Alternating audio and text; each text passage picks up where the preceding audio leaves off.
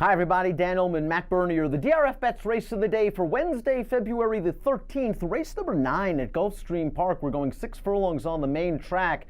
You can play this race. It's a nice card at Gulfstream on Wednesday with a DRFBets account. Sign up at bets.drf.com, deposit $50, bet with $200. Let's meet the field for our race of the day for Wednesday. And you're going to Notice a very big name, the number 9 XY Jet, 3 to 5 on the morning line, deservedly so. This horse is as fast as they come. He's banked $1.5 million in his career. He's the key to the race. We'll get to him in a minute. I want to remind everybody you can access free formulator past performances on the Race of the Day event page at drf.com. Download them. We'll handicap the field in post position order, beginning with the number 1, My Carrots. And Matt, there are several horses in this race coming off layoffs. None more than My Carrots, who's been away for over 2 years. And I would guess that coming back off a 2+ year layoff and facing XY Jet, that's a daunting task to be sure. I think a lot of these connections, they've got to look at it and say, oh, wow, there's an N2X carded for Wednesday, you know, in the condition book, that's where we're going to go. And then all of a sudden it shows up like this, and you got to just kind of throw your hands up and go, well, you can't win. In this situation like this, you know what, I hate to say it, the horse is slow on paper, off of a long layoff. I think the connections would be thrilled if you put in a little bit of a bid and you look for another spot next time out. I just think he's in tough. He was fairly promising before he went on the shelf. He was in against Sonic Mule, who was then in good form, came back to win the Mucho Macho Man with an 82, then ran third in the Swale with an 89, but My Carrot has to break from the inside post, come off a long layoff, and deal with a class master like XY Jet. The 2 Santaman at least has a race. He returned off the long layoff last time out and responded with a career best Beyer speed figure effort. Now, he got some pace to run at in that 6 furlong race. I'm not sure if the pace is going to be blazing in here, as XY Jet is the confirmed and perhaps lone speed, but I don't think he can slow XY Jet down. He's probably going to go 44, 45. I was going to say, I think if you're looking at a horse like this that doesn't have a ton of early speed, and you know XY Jet breaking on the far outside, really the only speed that I could see on paper, that I shouldn't say that, there is other speed, but he is confirmed speed of speed. I think if you're looking at a connection like this, or you got a horse like this, you're hopeful to get a piece of this thing, because realistically, just the way that the race shapes up on paper, it just doesn't seem like it sets up very well for you. Not sure what to say about the 3 Millionaire Runner, another horse making the second start of the form cycle, returning off only a 10-day rest. He was beaten a country mile against weaker horses last time out, and he's just going to have to improve by leaps and bounds. Yeah, I mean, this is a horse that's been over 50 to 1 in each of his past 2. He's been 70 to 1 in a stakes race a little while back. He's just in too tough. We got the 2018 Louisiana Derby winner in this field, and that's the number 4 Noble Indy, who after the Louisiana Derby, the wheels fell off. 17th in the Kentucky Derby, last in the Belmont, last in the Dwyer. At least this layoff was by design, because after the Dwyer, Pletcher said, we're putting this horse in mothballs, we're bringing him back as a 4-year-old to Gulfstream, and here he is. I'm not sure I love him as a first-time gelding, but maybe he's been a sprinter his whole life. Todd Pletcher does well with this move off the layoff. Past 4 years with 4-year-olds and up, cutting back from route to sprint on dirt off a 6-month layoff in optional claiming races, 36% winners, 327 ROI. This horse likes Gulfstream. I liked his Louisiana Derby, and I understand anyone that really is just kind of harped on it and beaten down the Louisiana path to the Derby over the past handful of years, rightfully so. But at the same time, you know, the Kentucky Derby, it didn't work, the Belmont obviously, and then the Dwyer. The Dwyer was the one where you looked at it and go, we got an issue here. He's been gone for a long time. I still think he's going to be a useful horse at some point. You're right, the gelding's a little bit interesting. But at the same time, this 6 furlongs, to me, I don't see this as his game. I think he's more of a longer distance horse. Maybe he's not a mile and an eighth type, but maybe he's a 1-turn miler or something like that down the road. I just think 6 is sharp. Let's throw up the Timeform U.S. pace projector for this race. XY Jet is the 9. He's expected to make the lead. That blue bar really helps XY Jet, because it'll be a completely different scenario than what we saw from XY Jet in his most recent start, where he got caught up in a protracted and vicious speed duel and paid the price. Sitting second on the pace projectors, the number 5, Cove Blue, who looked like he came through with a breakout performance in his most recent start, way back in late May at Churchill Downs. I really liked the way he beat that field. After the race, Dale Romans was saying, I'd like to run him in the Amsterdam. I'd like to run him in the Jerkins. And that's saying a lot, because Romans already had promises fulfilled, sort of keyholed in for those races. Cove Blue didn't make either one of those races. He must have had some sort of physical problem. I do think this horse has some ability, though.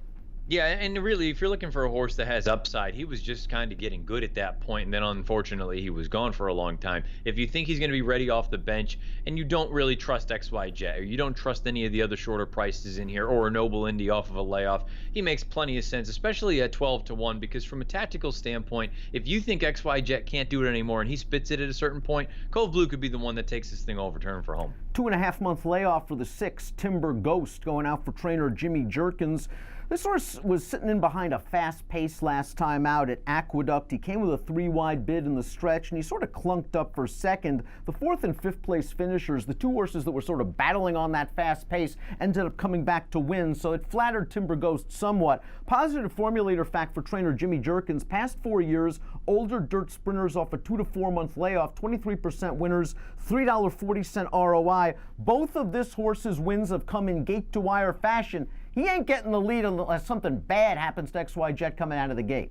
Yeah, and the other piece about those gate-to-wire wins, they were on slow paces, and none of that is going to be presented to this horse this time around. And again, in a situation like that, he has figures that are fast enough to win, but with a running style that he's unlikely to get the things the way that he wants them, I just have a hard time taking him. His name is Sue's a nice horse. He's won 6 of 13 lifetime. These connections have put him in the right spot more often than not. Last time out, he was in for the 62.5 against Santiamen. He really kind of threw a fit in the gate, then he chased the fast pace. He paid the price all on his first start of the layoff. You note the improvement the last time he went second off the layoff, improving his buyer from a 34 to an 81. He's pretty fast out of the gate, but again, you got to deal with XY Jet. That's his game. Yeah, fast out of the gate is one thing, but XY Jet fast out of the gate is another level. And again, I just don't know that this horse has sub 22 speed in him, and if he does, I think he's paying the price. Reason the Soar, the number 8, returned off a lengthy layoff in the Sunshine Million Sprint last time out. He got the ideal pace scenario you would believe, when XY Jet and Ray's Warrior absolutely threw it down from the starting gate. Reason to Soar, however, kind of was one-paced around the track. And if you want to say, all right, he needed a race off the layoff, fine. And this horse has done well second off the layoff in the past. I'm not sure. I wanted to see him do at least a little bit of running in the lane last time. To me, that was almost, I don't want to say almost, it may have been sort of the exposure point of a horse that, you know what, maybe from a talent standpoint, he's not actually at that level. I know he was second in that Smile Sprint 2-back, but somebody had to be second that day behind XY Jet, and that was a long, long time ago. I would expect him to take a moderate move forward here, but I just have a hard time loving him at a shorter price. And completing the field is the multiple graded stakes winner XY Jet. Formulator fact for Navarro: past 4 years, older horses, second off the layoff. Optional claiming dirt sprints at Gulfstream, 29% winners, $3.02 ROI. Navarro had a choice. He could have run this horse on Saturday at Tampa Bay. He would have had to face Imperial Hint that day. He finds this much easier spot. We saw the pace projector. Let's talk a little bit about the Sunshine Million Sprint. It was his first race off of a 6-7 month layoff. He caught a sharper horse in Ray's Warrior. Those two dueled early, but let's be honest. Ray's Warrior tucked XY Jet to bed at the quarter pole. He arguably ran the best race in the Sunshine Million Sprint. Was that a sign that perhaps XY Jet is getting a little bit old? He's 7 years old. He's had 3 knee surgeries. How often is he going to be able to come back? Well, look, I think that's a valid concern with him at this point in any race that he shows up and runs in, let alone a race like that day where there was a crazy speed duel that day. And unfortunately for him, he kind of came undone, while the other horse that was out there, like you say, Ray's Warrior, he continued on and actually fought on. He was no match for Quixote, but Quixote had a perfect trip in that situation.